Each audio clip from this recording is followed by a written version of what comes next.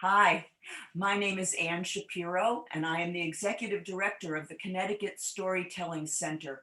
We produce the Connecticut Storytelling Festival and Conference annually. And this year, one of our workshops will be given by Margie Warner, our Education Program Manager, and Peg Donovan, the inventor of our Littlest Listeners program. They're going to do a workshop called Tell Me a Story. And I have Margie with me today to tell you a little bit about the workshop and what we hope participants will take away with them to use. Margie. Thanks, Anne. Good to see you. We can't wait to teach this workshop. My colleague Peg Donovan and I really hope that participants and educators will take away a newer understanding of the arts to literacy connection and how to make that work during your story time.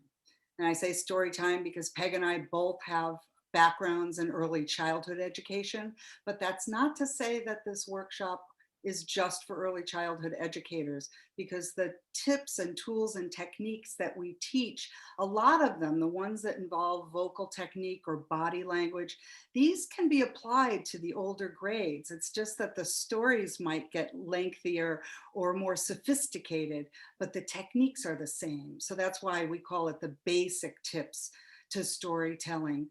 Once you have these tips, it can be applied to any age child. We are going to focus on early childhood because that's our thing.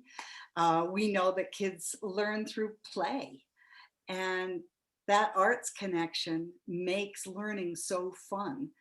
They retain information longer when they are immersed in language. So, oral storytelling, hands on learning, these things have been proven.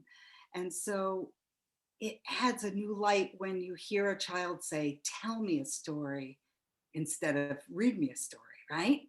Because it just breaks down all these barriers of um, any boundaries. There's no boundaries to your creativity, your imagination, the child's imagination when it's "Tell me a story," and you're using your whole body to tell that story.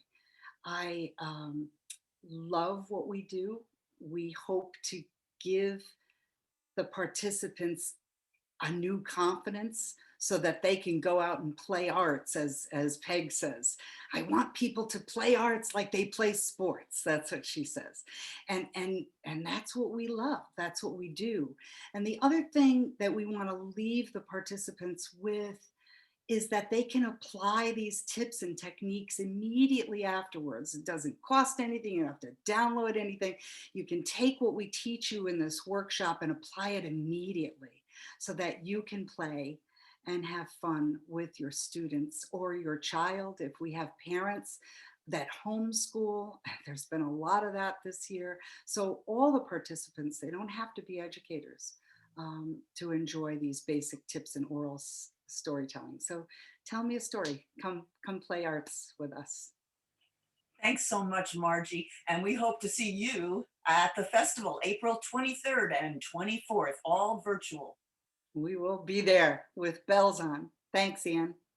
Bye, Margie.